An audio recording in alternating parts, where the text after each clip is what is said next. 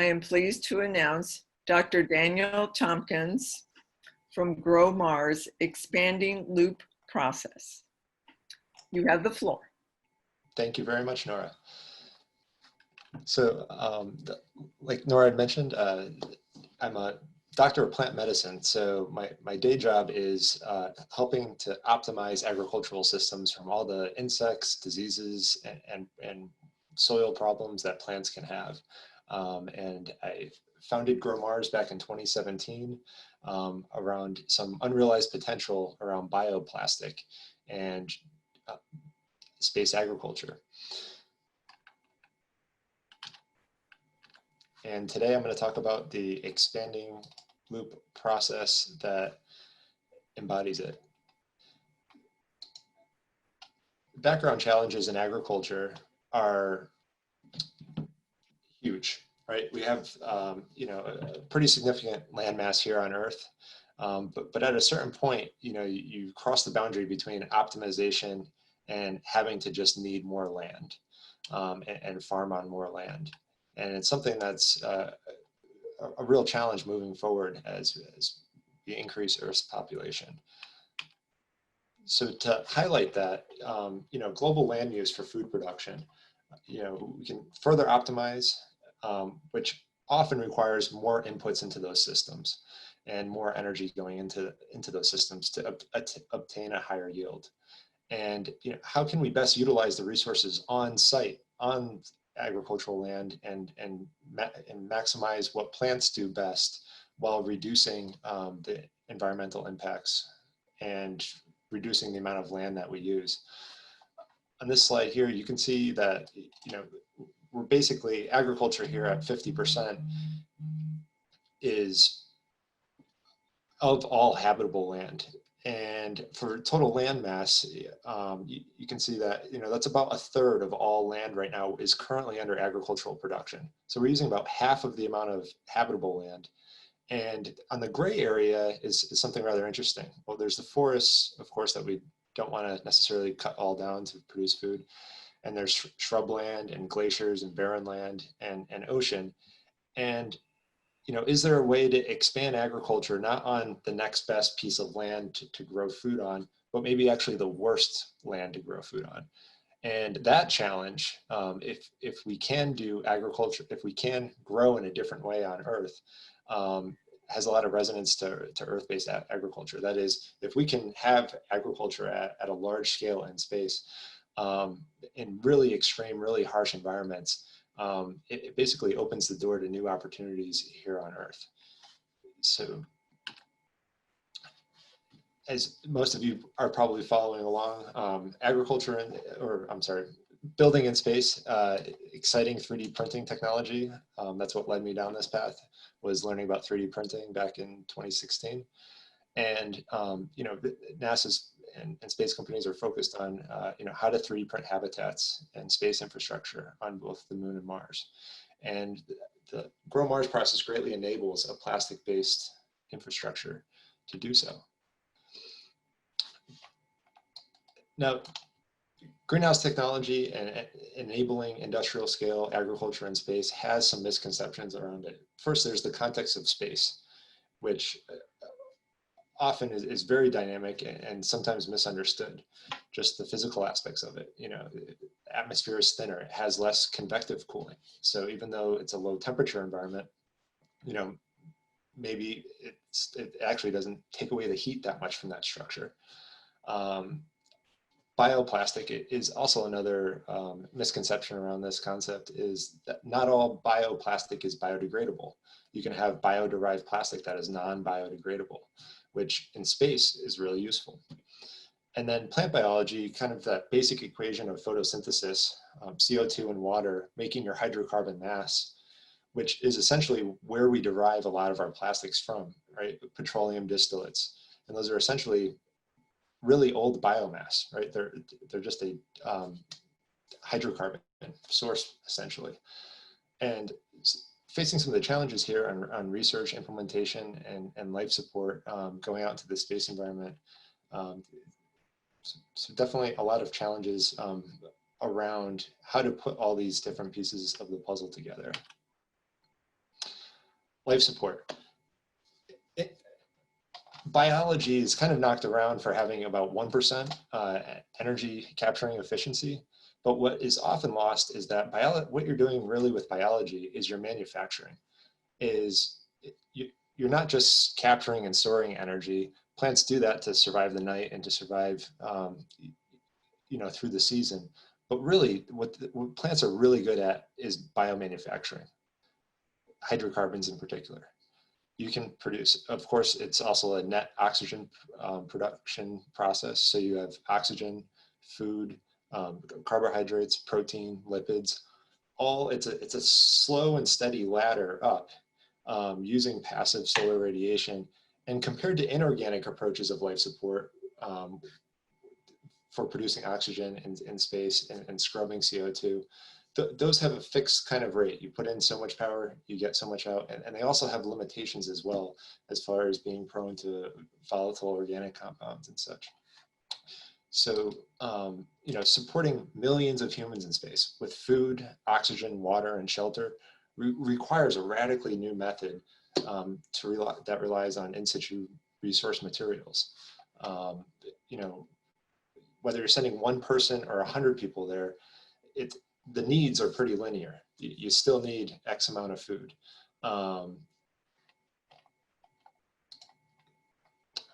So on to GrowMars. Our core mission and value as a company is we're really a deep tech company for Earth and space.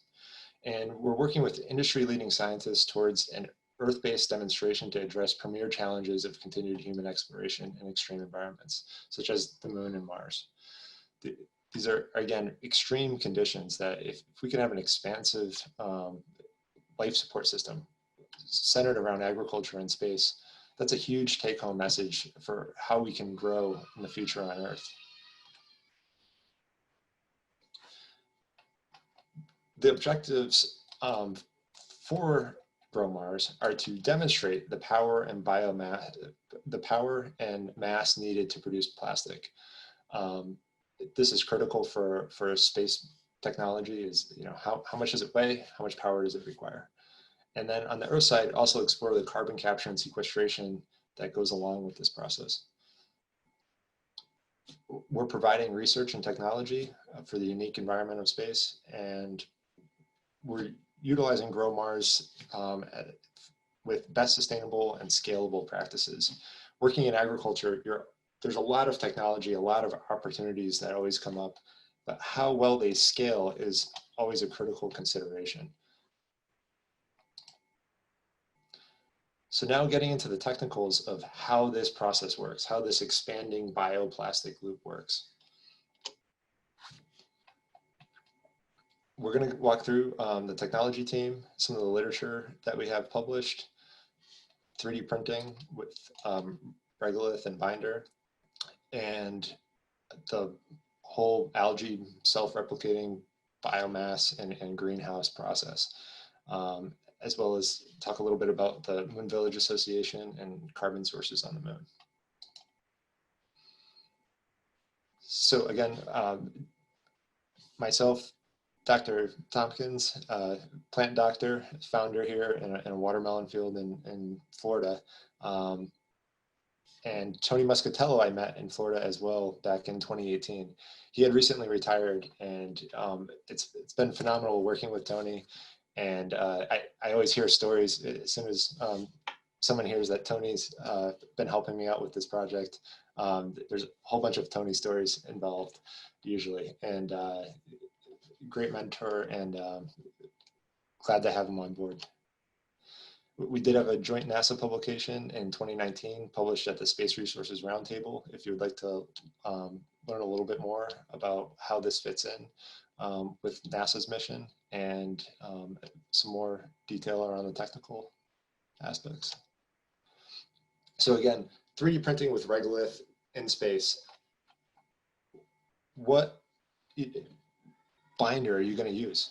You're going to need, a certain percentage of that can be lunar regolith or Mars regolith, but there's a large volume of plastic that's also going to be used. So how do we use those local materials, and how do we not have to import that plastic?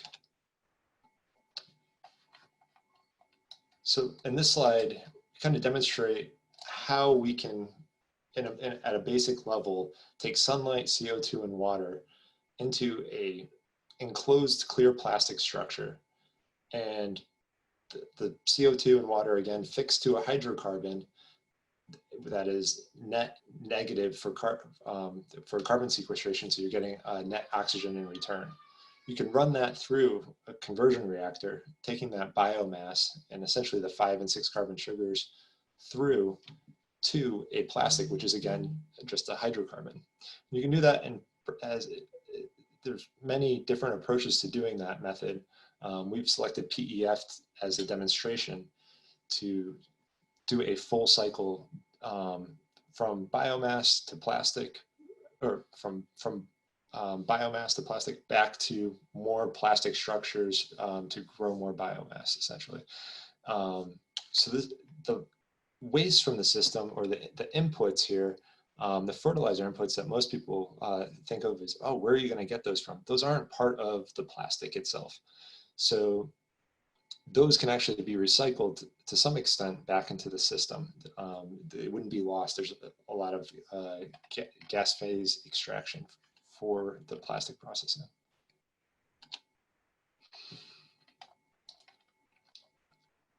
As far as the technology behind this, it's really actually old technology. The first plastics back in the 1800s were cellulose nitrate, and this was a bioplastic, and it truly predates the petrochemical sources. Back in 1922, one of our base monomers, or early monomers, is furfural for the PEF production. That's almost a 100-year-old technology. And PEF itself was discovered back in 1951, which is rather interesting because there were efforts around biological life support during the 60s that, they had problems closing that loop. What to do with the algae? They knew, it sequestered a lot of carbon, and it had a net oxygen return. It was very efficient. But then the only way to close that loop was you'd have to consume the algae and exhale that CO2, that carbon again. So that didn't seem probably like a palatable choice.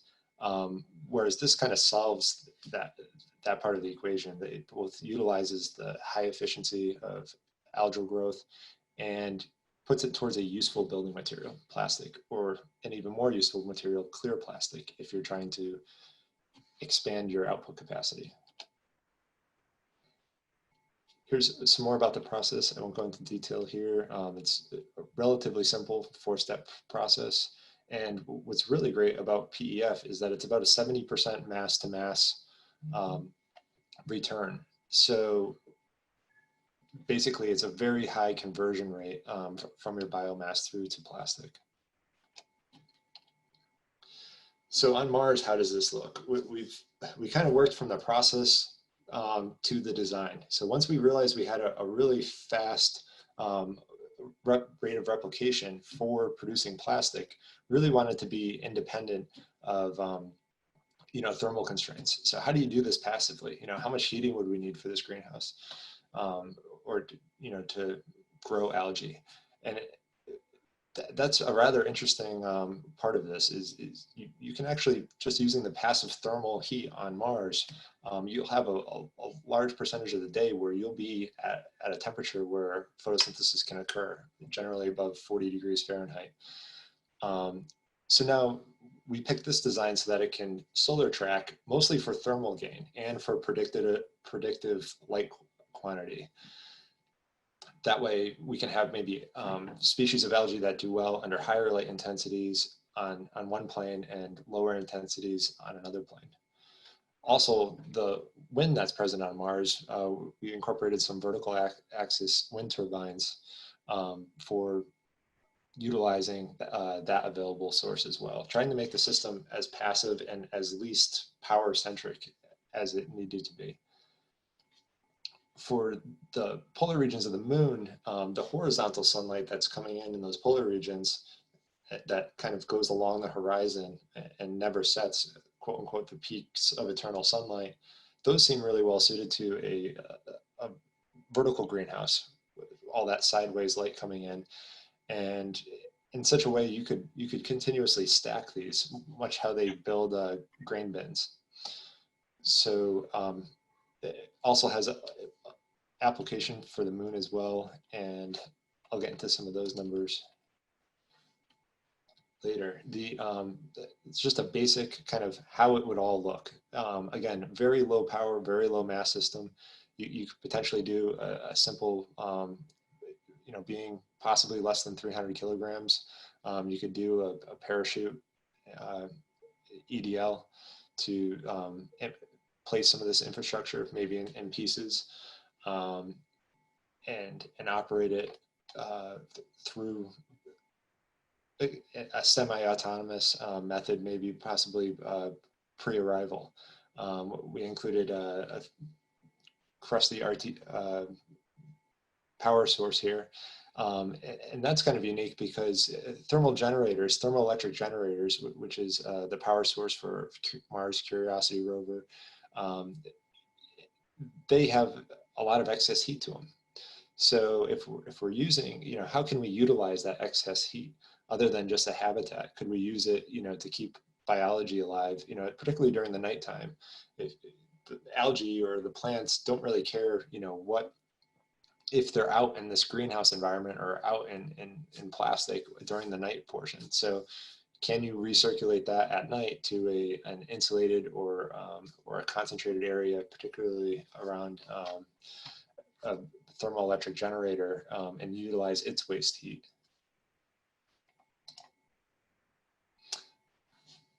So when we were playing around with the solar tracking block scheme, it also became apparent that you can tessellate these shapes. The technical term for this shape is an oblique trapezoidal prism. And we competed in the NASA 3D Print Habitat Challenge, the virtual only portion. And that's what progressed some of this thought, is you can actually create a cubic spiral with this unique shape. And because you're not materially limited with this type of process, you're not kind of stuck in the geodesic dome type of mentality for, just trying to maximize resources. And this type of approach, you can create a lot of redundancy, have a lot of internal walls, get around some of the challenges that domes have, being under a lot of tensile strength when they're pressurized. How it could all look at a larger scale. Here's some concept art. Okay, you have a big greenhouse. Now what do you do with it? Might be kind of a cool idea to put this over one of the canyons on Mars or Fossae. Really, the Mars regolith is cold. There's no geothermal per se. The least amount of ground contact we have, generally the best.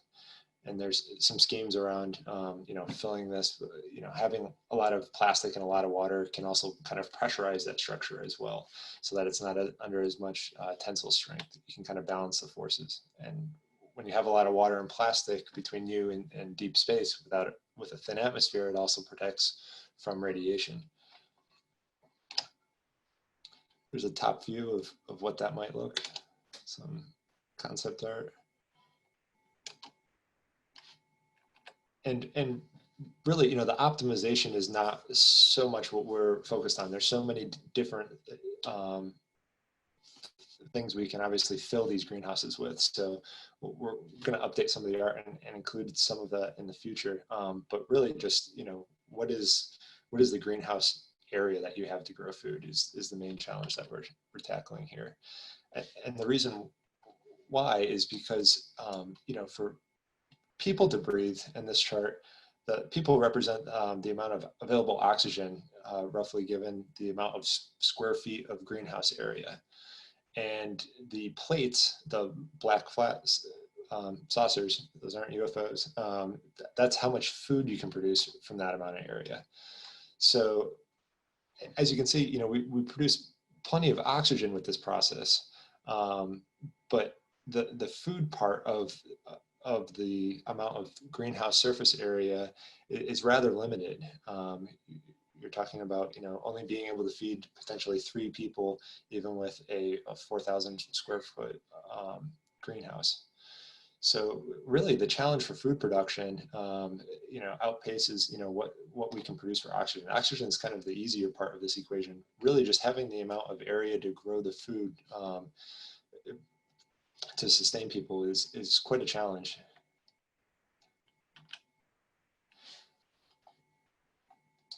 The Loon Village Association, which was part of our joint NASA publication we had mentioned, is an NGO with the goal of creating a permanent global informal forum for stakeholders that are interested. And this type of concept seems to have, you know, a good application for both the moon and for Mars. So as much as this is the Mars Society meeting, we're agnostic. As long as there's a lot of agriculture, we can put a lot of people, basically. So on the lunar surface here, the amount of CO2 from the crew that they're exhaling and the amount of CO2 available in the trash is considerable. And if we're having a permanent lunar base, what are we going to, for the International Space Station, we burn up all that trash on the, you know, from the ISS. We're not going to probably want to start a landfill on the moon.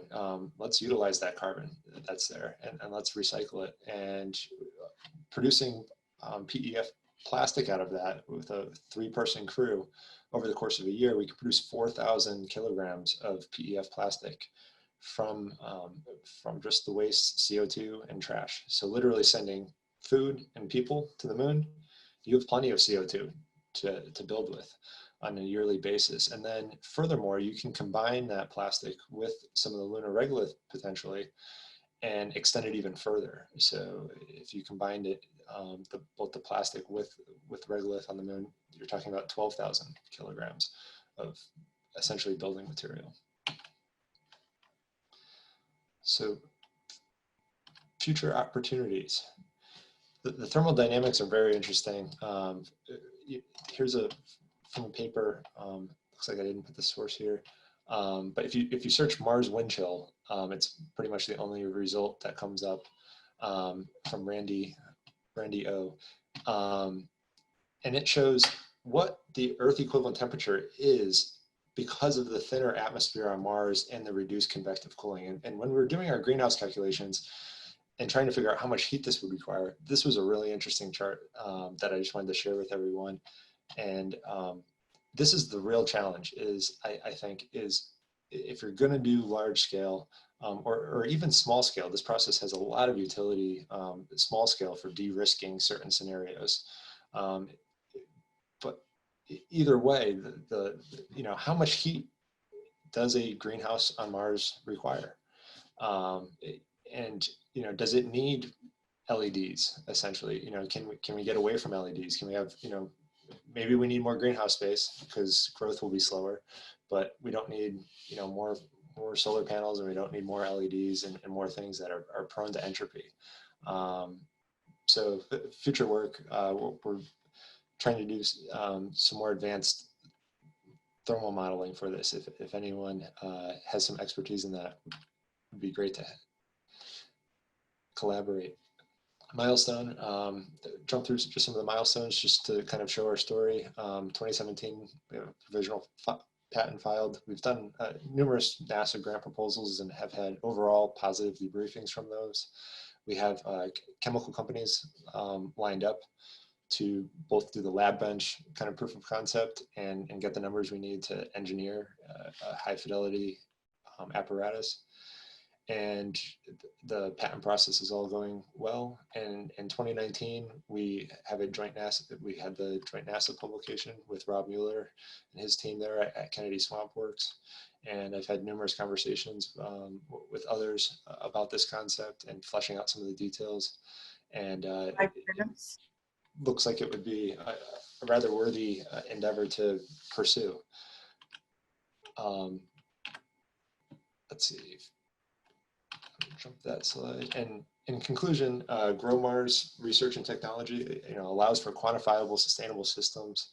You know, on Mars, we can multiply essentially greenhouses every 2 years, given the some conservative estimates in biomass growth rates and greenhouse size.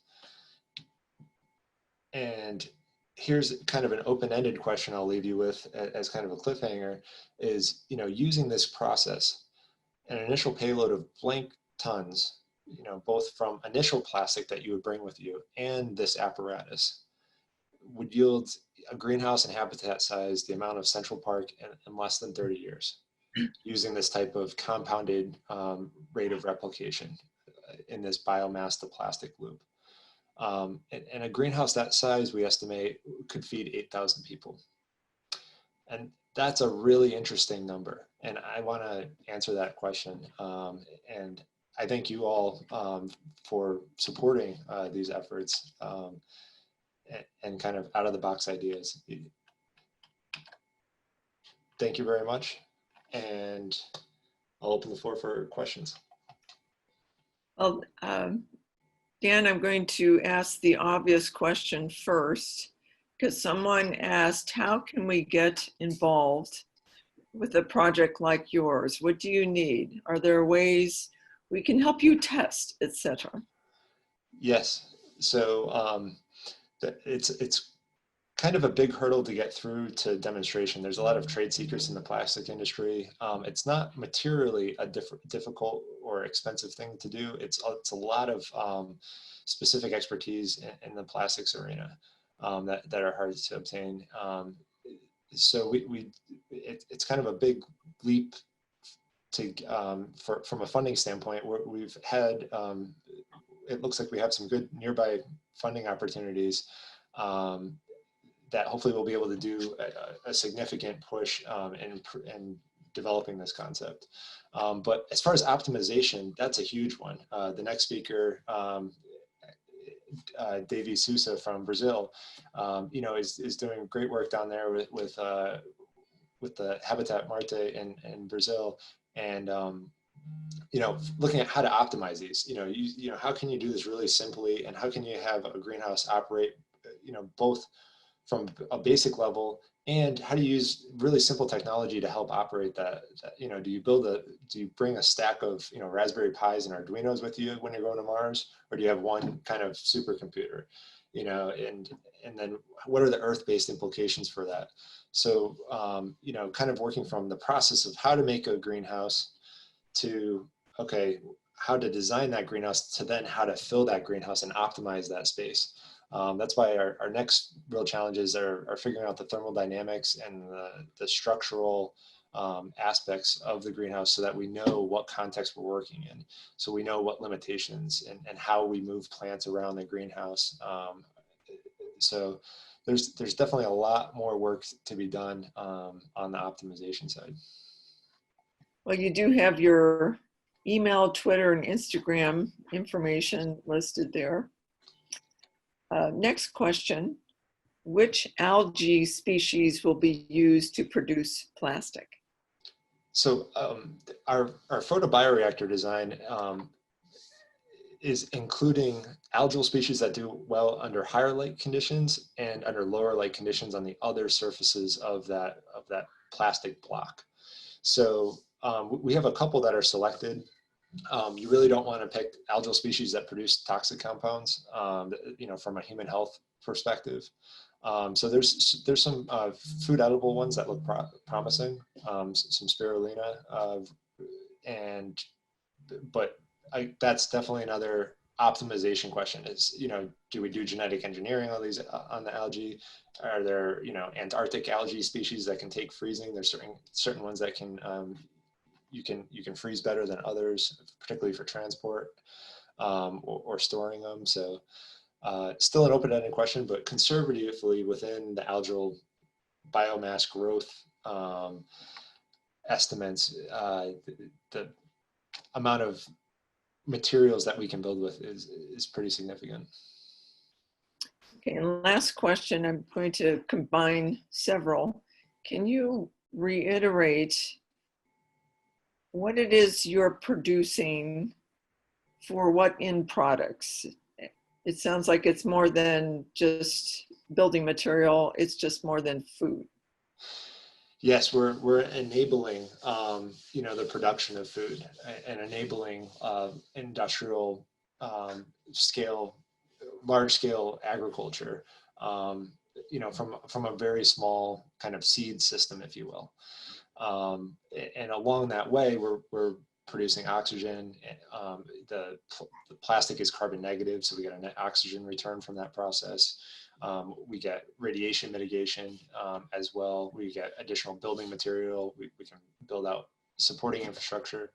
So it seems like it solves a lot of the problems, particularly the waste side. You know, once you have a greenhouse operating, you're going to have a lot of biomass waste. What do you do with all of that? We can utilize that biomass waste the same way we're using the algae, kind of putting it through this plastic conversion process.